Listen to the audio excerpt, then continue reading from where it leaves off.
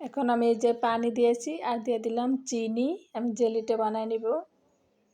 এখন এই যে আগার আগার পাউডার দিছি জমানোর জন্য। এরকম ভালো দেখে আগার আগার পাউডার নেবেন। এই যে দেখছেন দিতে মিক্সার হয়ে আছে। এখন আমি চুলাটা ধরাবো আর দিয়ে দিলাম একটু ফুড কালার। এই যে দেখছেন এভাবে পুডিংটা বানায় নেবেন। এই যে আমি জেলি পুডিং বানায় নিলাম। এখন আমি এই যে বলকটা হয়ে গেছে, এখন নামায় নিলাম। এখন ফ্রিজও ঠান্ডা হওয়ার জন্য দিলাম। ঠান্ডা হয়ে গেছে এখন আমি এই যে পরিবেশন করলাম। দেখছেন মাশাআল্লাহ কতটা সুন্দর হয়েছে জেলি পুডিং।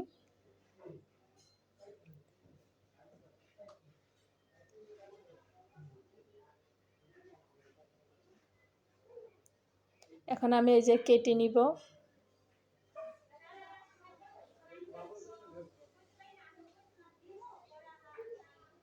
এখন এই যে আমি কেটে নিলাম। অনেক সুন্দর হয়েছে আর খেতে কিন্তু অনেক ভালো লাগে। এই যে পুরো রেসিপিটা যেখান থেকে প্লিজ পুরো সবাই দেখবেন, বেশি বেশি করে সাবস্ক্রাইব করবেন, লাইক দিবেন, শেয়ার করবেন, কমেন্ট করে জানাবেন। প্লিজ পুরো সবাই লাইক দিবেন আর ভিডিওটা ভালো লাগলে কমেন্ট করে জানাবেন কেমন লাগছে।